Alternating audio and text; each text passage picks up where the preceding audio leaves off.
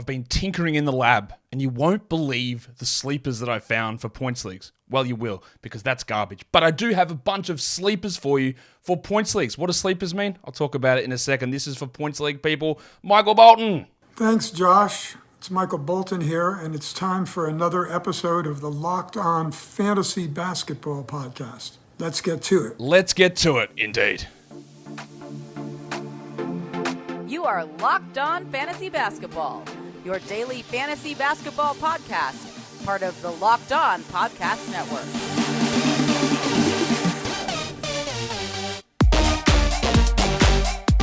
Hello and welcome to the Locked On Fantasy Basketball Podcast, brought to you by Basketball Monster. My name is Josh Lloyd, and I am the lead fantasy analyst at basketballmonster.com, and you can find me on Twitter, as always, at redrock_bball, on TikTok at redrock_bball, and on Instagram at Locked On Fantasy Basketball. Today's episode is brought to you by Jase Medical. Empower yourself when you purchase a Jase case, providing you with a personal supply of 5 antibiotics that treat 50-plus infections. Get yours today at jasemedical.com. That's JASE medical.com. Thank you also for making Locked On Fantasy Basketball your first listen every day. We are free. We are available on all platforms.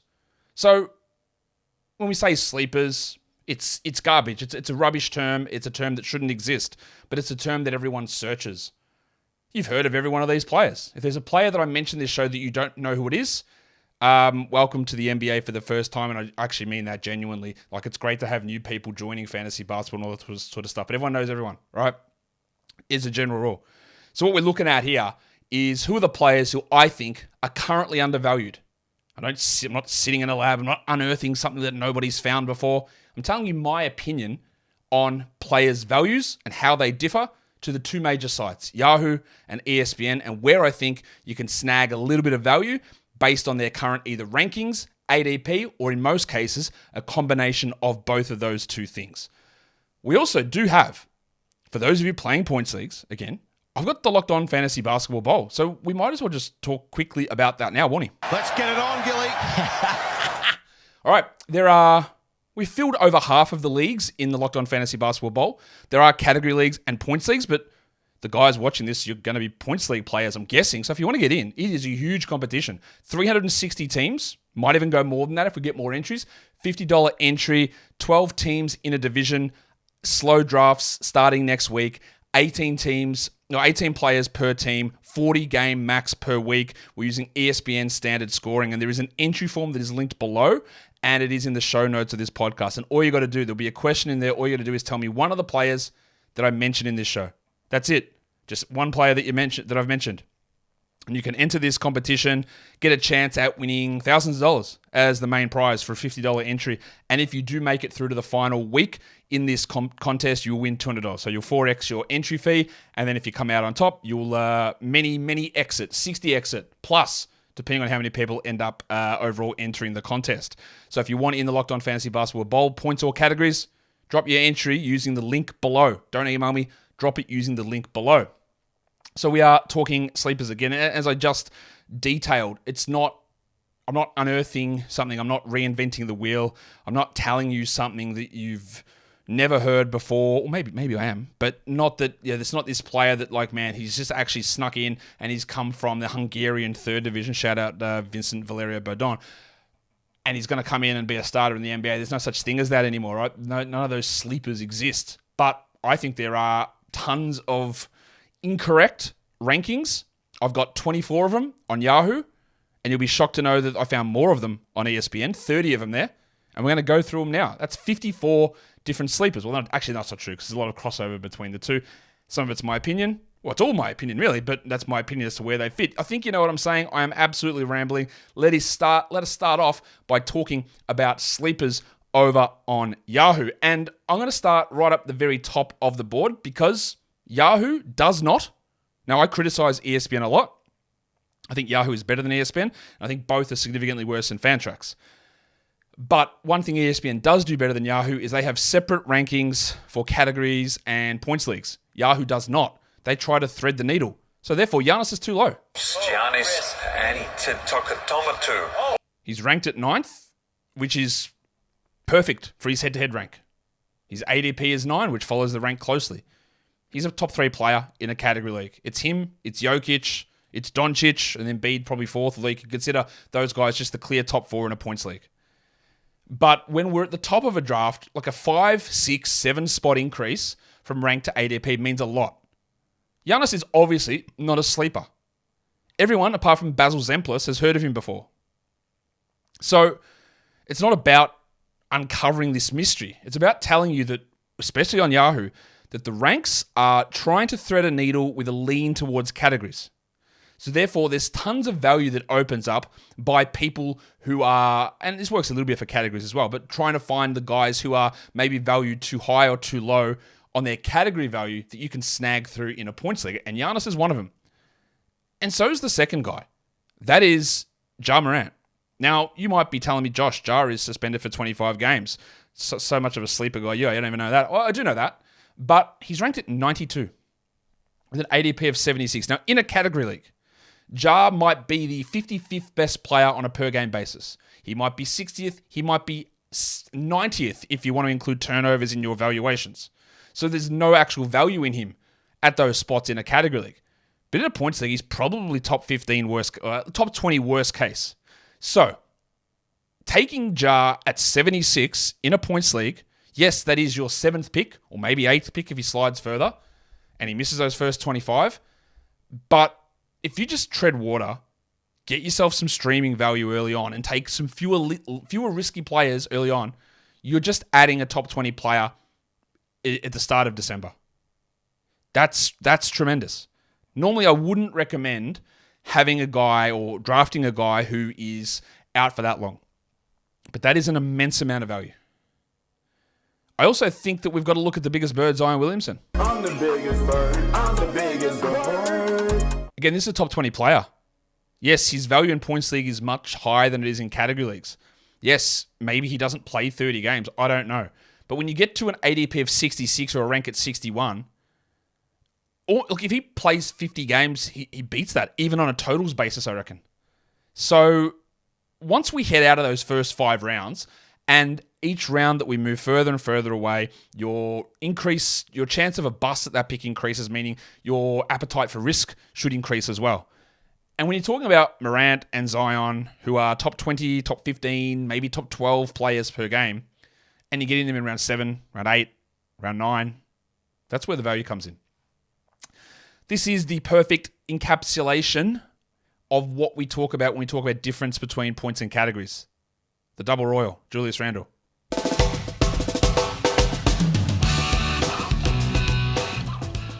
He's 55th on their rankings. He's 55th on their ADP. He's a very clear top 30 player at worst for points leagues, maybe top 25. So you've got to understand how your league operates. Do they absolutely just stick to the Yahoo rankings?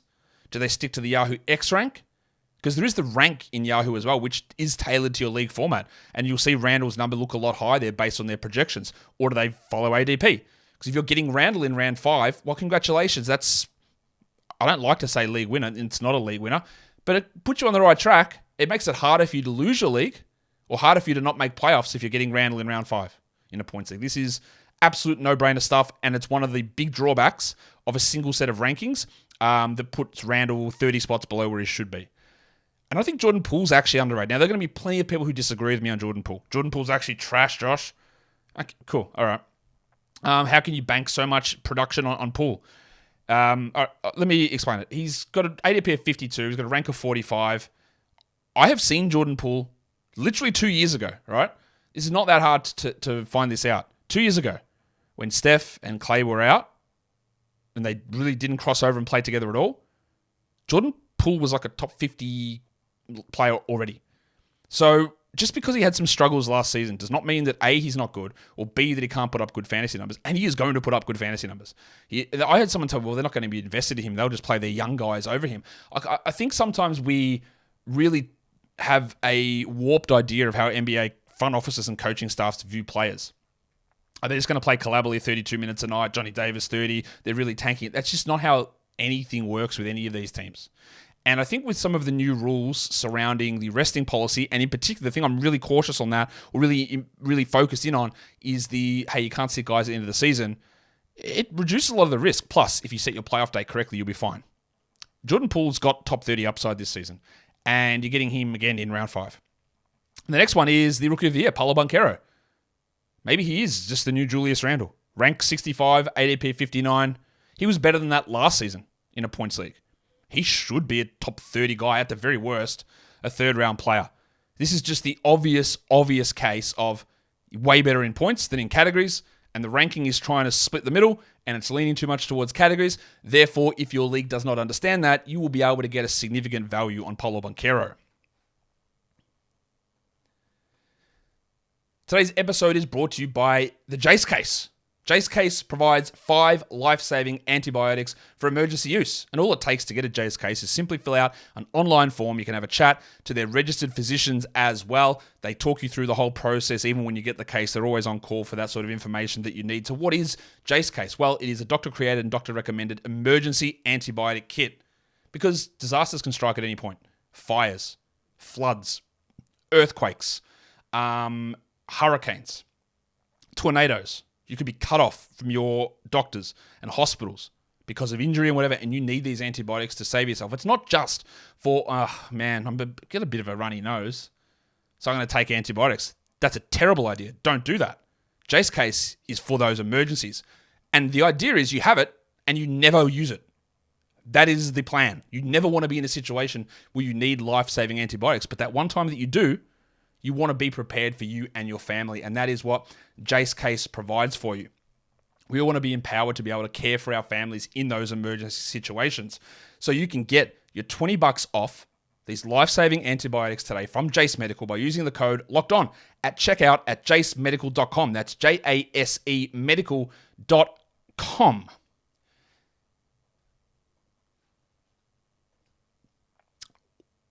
What about some other blokes to take a look at here? Let's look at the skater boy. Zach LaVine is ranked at 51 with an ADP of 52. I'm not even sure that this is a category league or points league bias. I just think they're way off on him. I think that he's a third-round player, and I don't really have to get into that. I don't see what's changing with LaVine. I don't see what's getting worse with him. Maybe he doesn't get better, but I think there's more of a chance of that. That's just really good value. And maybe I should have teased this at the start of the show. But the next one here, I think, is the biggest sleeper on the board. I think Kyle Kuzma, at a rank of 88 with an ADP of 89, is maybe 50 spots off. If you're in a points league and you're against competitive people and you take him at 50, you still get value, I believe. He is a great points league guy. He struggles in category leagues. Hey, a lot of the same problems with Julius Randle and Paolo Banchero. Bad field goals, bad free throws, low steals, low blocks. In Yahoo points leagues, that doesn't matter. He's going to score 20 plus. He might get 8 or 9 rebounds. He might get 4 assists. That's what you need. This is again, totally okay number for a category league. But for a points league, it's off by 50.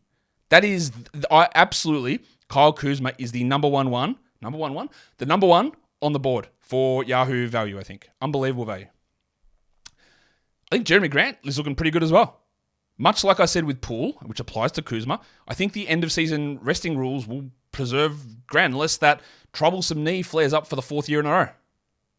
He's ranked 72nd, ADP of 76. He should be top 50 in points. Now, his value, and the same as the next 2 guys, which are all from Portland, is a little bit dependent on Damian Lillard. Now, I think we can look at that and understand that if Lillard is traded, which is the expectation, that the player coming back is not Lillard. It's not a Lillard caliber player. It's not a Lillard usage player. It's not that. It's not a player that plays the same position, which helps Scoot. Now, that might impact someone like a Nurkic or a Grant, but they just paid Grant $1 million. So, $1 billion is the exaggeration I was trying to go for, because they paid him a lot of millions.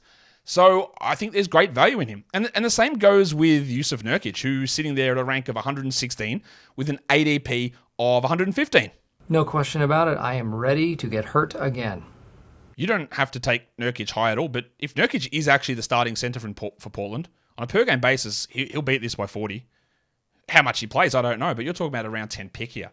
And that's just something I want to do every time. And the same goes with, again, another Portland Trailblazer player, and that is Scooter, Sterling Henderson. Jesus God, Sterling. He's ranked at 106. He's got an ADP of 99. If we assume Lillard is gone and Scooter's the starting point guard, which I think is a fairly strong assumption, he should be top 70 per game. Now, he will struggle in category leagues with efficiency, but think about Jaden Ivey last season from a points league perspective. He had his struggles. He's not as the level prospect of what Scoot is.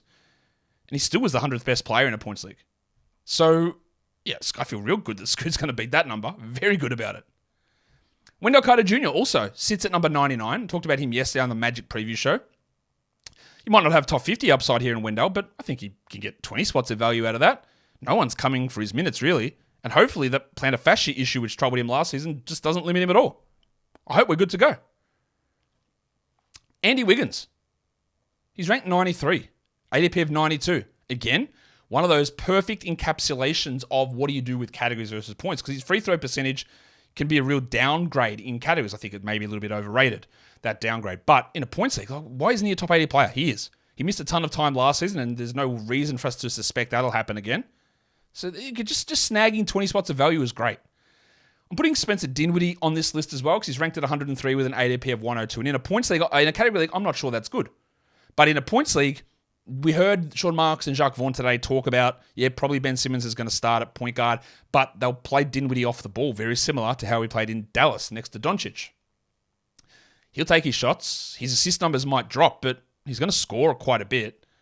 I think he beats that relatively comfortably. And then that brings us onto his teammate in Benny Simmons with a rank of 146 and an ADP of 132. He was on my last round flyer pick show yesterday. It's really simple with Simmons. He's a top 80 player if he starts without really any question. Might honestly, he's had top 30 seasons in the past. Hard to get there, probably doesn't. But this is telling me I'm picking him in round 11, pick round 12. Silly. I'd be happy to take him in round 9 in a points league, honestly. There's so much value still in him. And the king of the difference between categories and points leagues. Price of the brick going up. Rusty Westbrook. He's ranked at 111, ADP of 113. I don't think I would take him there in a category league. I think it's too high. But in a points league, he's a top 100 player. Even though he is on the Clippers and he's not going to lead them in usage, he's still going to get his shots up. And then when players sit down, that will increase what he does. Now, if James Harden does arrive in LA, then that will reduce Westbrook and probably take him off the sleeper list. But for now, I really like getting him late. His former teammate, Steve Adams, is ranked as an undraftable player, which is, again, pretty silly. Ranked 167th with an ADP of 136. He should be close to a top 100 player. Absolutely no reason not to be drafting Adams. That is tremendous value there. And I think Aaron Gordon also, very similar for these last four guys. Simmons, Westbrook, Adams, Gordon, all of them suffer in category league ranks due to poor free throws. And you know what you don't care about in the Yahoo Points League? Poor free throws. So Aaron Gordon, he's going to play his minutes. He only played 30 minutes a night last season. And if there is any sort of slowness going on or more resting from someone like a Jokic, and there's the lack of depth behind with no Bruce Brown and Jeff Green, and the injury to Vlatko Čančar, Gordon is going to do more than this, and I feel like that rank there is a really, really strong floor. He beats that pretty comfortably. I talked about Jaden Ivey. He was 101st last season, and it's going to be a little bit different playing next to Cade, but he's ranked 148th. That's a last-round pick. That's silly. This is easily an 11th round guy. Easily. ADP of 131. Another second-year player, and you'll see a common theme here. Zohan now! Jeremy Sohan. Second-year guy. Rookies all get that initial boost. You go, oh, man, rookie's so exciting. And then they struggle in many ways because they're rookies. That just happens. And then the second year, we just think, well, they're just going to do exactly what they did as rookies. That is just a consistent trend. Happens all the time. Apart from the one rookie or two rookies who played really well, Banchero or even a Keegan Murray, we expect big steps forward. Every other rookie who had their struggles, we expect them to stay the same. And Sohan's ranked 325. Now, obviously someone's asleep at the wheel there because that's ridiculous. His ADP at 142, though, I still think there's value in him at that spot too. And then we bring another second-year player on in Benedict Mathurin. He's ranked at 132, an ADP of 132. He's going to be the starting shooting guard for the Pacers. He played under 30 minutes a night. I'd be pretty confident he's going to play more than that this season. So just add 3 minutes on. Right, there's already a jump forward for him, and he beats this number. I don't really think there's too much to discuss with it. I'm pretty sure he beats that number relatively comfortably. This one is a rookie, and it is Asar Thompson.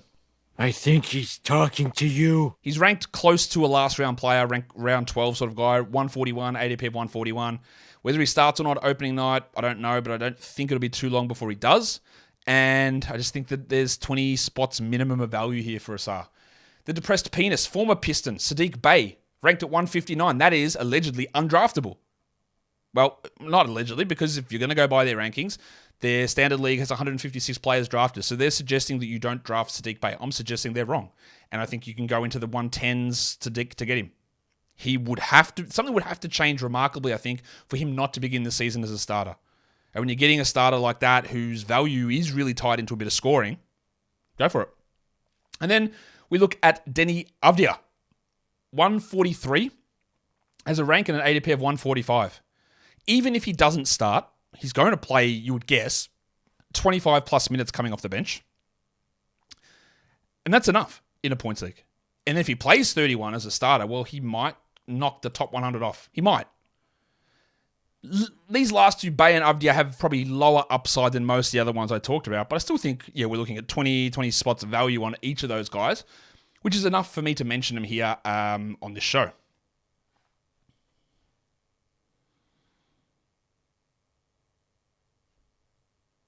So, that is Yahoo Sleepers done. Now we're going to talk ESPN Sleepers. Because it's a different scoring system over there. There is a level of efficiency baked into their rankings. Or to their scoring system. There is more value put on steals and blocks. They go from 3 to 4. And it is a change.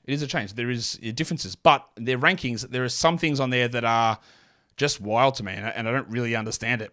One thing you will see on those first 6 names that are up there on the screen is that they are all ranked really low, and the ESPN ranks here are really pushing, we are scared shitless of narratives surrounding these players.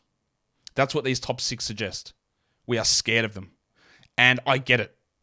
But that is, now you wouldn't draft, you could, but you wouldn't draft all of these guys because that would lead you into so many problems. But I'm just going to bang through them. Anthony Davis ranked at 25. Like, come on. I know that there is injury risk with Davis. But 25 in a points league, he's a top 10 player. Very, very comfortably. That's baking in quite a bit of risk. Damian Lillard. Oi, Damo, give us your lighter. He's ranked at 19th with an ADP of 18. And yeah, there is concern. Like, is he going to sit out? Is he going to get traded to Miami and maybe lose a little bit of usage there? Perhaps.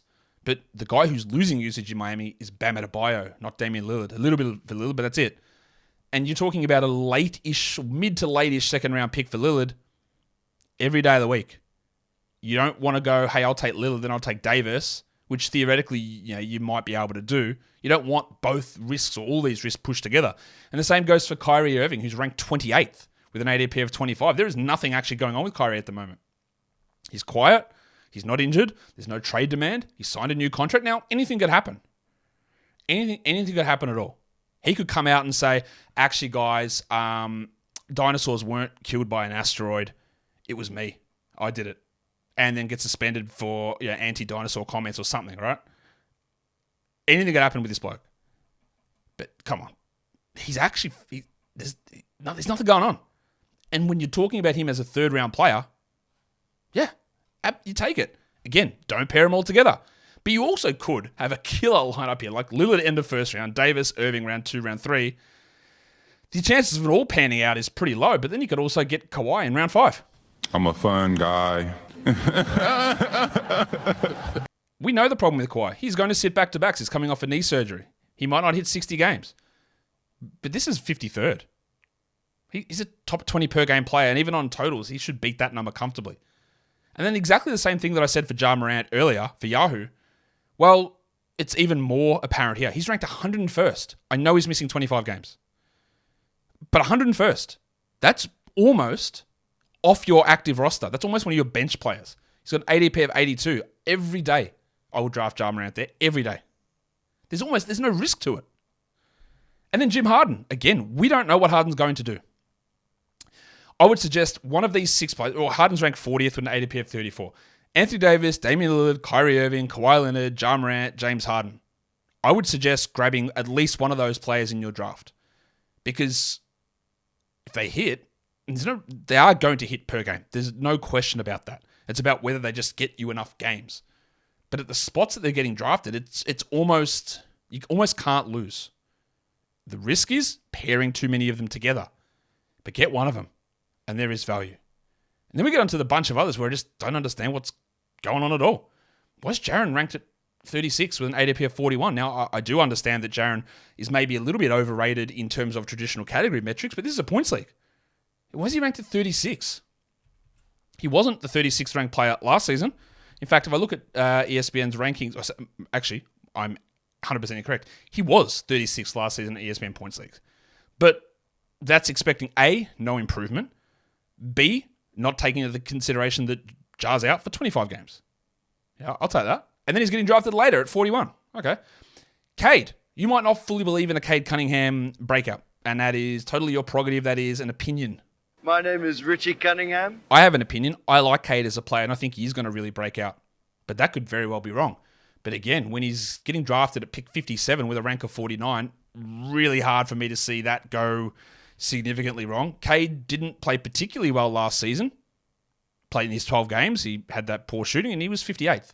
So his ADP is just saying, well, he's going to do exactly the same as last season. And I reckon that's a pretty foolish bet. Paul George, chuck him into that first 6 group. He's got an ADP of 51. Come on. 51? With a rank of 47 for PG. He was 28th per game last season. That's so much value baked in there already. What about Desi Bain with an ADP of 52? He was 48th per game last season. He's ranked 44th this season. So, year 4, more improvement. No Jar, no Brooks. We're expecting him to not really move at all. As the kids would say, I would call cap on that. What about Zachary Levine? Again, why is he so low? 52 as a rank and 53 as an ADP. Can't explain it. He was 45th last season, so expecting him to get worse? I don't buy that. Evan Mobley with a rank of 57 with an ADP of lower at 61. Again, he was 52nd last season in ESPN points leagues. So again, we're looking at Evan Mobley, year 3, just finished, top 3 defensive player of the year. I'm really ready to step up. Hopefully, he's going to be worse. I can't ascribe to that. Basically every one of these guys here, I think there's minimum a round extra value in them. If they perform up to my projections, maybe even more. There's just a lot there, I think. There's a lot in this next one. And by a lot, I mean, if I talk about Kyle Kuzma being one of the biggest ones I've seen, this is insane to me. Nick Claxton was the 47th ranked player in ESPN points leagues last season. He's ranked 82nd with an ADP of 90. You can't explain it to me. There's absolutely no rationale for it. I don't get it. Take him at 82. You're not winning your league, but again, your chances of losing your league drop dramatically. It's ridiculous. Brad Beal, rank of 64, ADP of 69. Giggity. I know he's going to lose some stuff, but we did a whole segment on him yesterday on the Sun Show talking about passing ability, the fact that he actually shot over 50% from the field last season. So, yeah, he was actually quite efficient. This just doesn't... It's too low. Like, I get it. I get you can be worried about it. But that's a big drop from last season. Don't buy it. Chris Paul ranked 96th with an ADP of 102. It's just free money. Is Chris Paul of old? No. Is Chris Paul got a chance of being injured? Sure. Was Chris Paul 40th in per game value last season? Yes. Is he actually going to drop 60 spots? I'd find that very hard to believe. What about Jesse Grant? Ranked at 90 with an ADP of 100. Now, how much have they... And again, some of these things are trying to bank in, like, oh, there's going to be a ton of time, or there's so much risk associated with just dropping way down. But if you just want to look at numbers on this, there's no way that Jeremy Grant is this bad. He was 72nd last season. He might be the number 1 offensive option on this team. That's just amazing value. Same for Devin Vassell. I can't explain this one either. 74th per game last season, and now he sits at 118. Free. Absolute free money. Even if you took Vassell at 90, 30 spots ahead of his rank, you might get 30 spots of value out of it. Maybe I lied. Maybe he's the biggest value play here. That's pretty crazy. And the same will go for Dan Gafford, who's ranked at 99 with an ADP of 117. Now, this one, I can get it, right? I understand. Because you will look at it and you say, well, then he averaged 23 ESPN fantasy points last season, which was good for 166th. He's just not a good player. And I understand that. He's not a particularly strong player. But I also know that he played like 23 minutes a night and there's just no centers on this team. He's going to have to play 27 minimum unless they're going with Anthony Gill or Taj Gibson and giving them 22 a night, which seems pretty unrealistic. It just seems really hard for Gafford to not bring that number back. I don't really see how he does it. Talked about Nurkic already. He's ranked 115th with an ADP of 125. It's free. It's free taking him there. And if he starts, he'll be top 100. And again, in Portland, there's no one behind him. If he does move on to Phoenix, well, I would guess he's the starter there and puts up numbers that beat that value very easily. Let's go to Mark Williams. Oh, hi, Mark. 125 ADP, 111 rank. He's going to beat this. I know people are worried about this center issue and what if PJ plays small ball and what about Nick Richards. Everything I've heard and everything I believe as well would suggest the absolute opposite of that. That he's just going to be, he's their guy. He's their guy. Then he might not play 35 a night, but he get 28, 30 very comfortably. And it's just a lot of value. Now, there's going to be people who are watching this and go, Josh, these ranks and these ADPs, well, in competitive leagues, that'll never happen. You know what's impossible for me to know? What you consider a competitive league or what's going to happen in one individual league. It's really impossible for me to know. Now, if someone's switched on, they're not letting any of these things happen in my mind. They're so way off. But the fact that they're ranked this way and that their ADP sits here, you got a chance of it happening, yeah? Because there are going to be people who let it slide, who don't buy into whatever I'm believing or just think that I'm incorrect in my evaluations, and that's totally fine as well. But I can't just go and go, well, I actually think this one might change in this sort of a league because that's just, we're looking at very broad samples here and we have to look at the fact that he's consistently ranked low and there's value in it. Ben Simmons, again, in some leagues, he'll go in the 80s. Fine, do it. No problem. In some, he won't. He's ranked at 136 with an ADP of 129. Maybe this next one falls more into that category with Markelle Fultz with an ADP of 132. It's insanity. There's no reason for that. He's ranked at 128. Cool. That's a bench player. That is silly. As with every one of these, just because I say they're a sleeper, you do not have to go, well, Fultz a sleeper, I've got to get him, so I'll take him at 60 just to make sure I get him. No. That's not how it works. You see how we go. You see where he's valued, which is around 70-ish, 80-ish. Let's double check, actually. Where do I have Fultz ranked for ESPN points? I've got him at 84. Actually, he was 81st last season, so around the same mark. So when he slides to 95, if he's at 100, you grab him. And if someone wants to go up to 70, you go, congratulations, good luck, I hope it works out for you, no hard feelings. But between 84 and 128, there's a lot of room in there. And Onyeka Okongwu is ranked 114th with an ADP of 126. He was 131st last season, so we're expecting a marginal improvement. I actually think there's going to be a sizable improvement. So I'm happy to go higher than that. And the same with the passport legend, Jalen Duren. He's ranked at 127th with an ADP of 134. Again, I think this is a little bit of second-year bias. Well, he didn't show it in year one, so we'll expect marginal improvement. I think we get significant improvement from Duren this season, and I think he beats the top 100. Last list of players, 6 more. Shaden Sharp's ranked at 164 with an ADP of 138. I get it. I don't really know how it's all going to work if Lillard is on this team or how anything happens, but come on. At that sort of spot, you take him every day of the week and let's just see what happens because they do fully believe in him. They believe that Scoot and Shaden are the backcourt of the future. It's not Simons and it's not Lillard. All right, that is what they believe. So I'm happy to take him last round. The Shark, Bruce Brown. Baby Shark. 159 with an ADP of 138. 159 suggests undraftable. I suggest bullshit. Very easily draftable. He's going to start for the Pacers. Well, I've got no question about that. And there's good value there. I talked about Emmanuel quickly and some of my concerns, but he's at 145 with an ADP of 137. Probably 20 spots in that. Zach Collins, ranked at 189. That's suggesting in the 16-teamer that we probably don't even consider Zach. I consider that to be false. I think that Zach Collins, fairly confidently, is going to start for the Spurs and start the majority of the season, which puts him around the top 100. So you snag on 80 spots of value. And in a lot of leagues, he'll go around there, sure. But in some, he won't. Look for it. Steve Adams, rank 185. That's silly. Xavier Tillman's not taking the role off him, I wouldn't suggest. He's got a knee problem from last season, but he is ready to go. And he's fine in a points league. There's absolutely no... He's fine in a category league, honestly, as well. This is like a 10th round sort of a player that you might be getting in the last. And then the last one we're going to talk about again is the depressed penis. Sadiq Bey, 145 ranking, 139 ADP. Maybe he doesn't have top 80 upside. In fact, I'm pretty sure he doesn't. But I'm still snagging 20 spots of value out of him, maybe 30, if I'm getting him at rank 145. And there it is. There is your 24 Yahoo sleepers for points leagues, your 30 ESPN points league sleepers. Which one of these didn't you agree with? Which ones do you think I missed? Or do you think they were just spot on?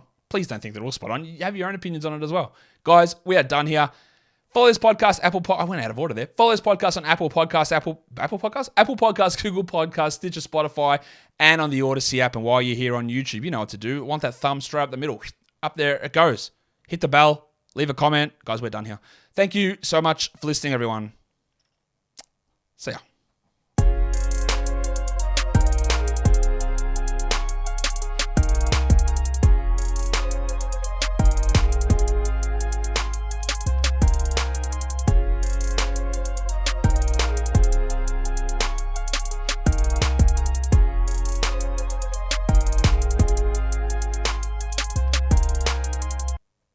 Price of the brick going up.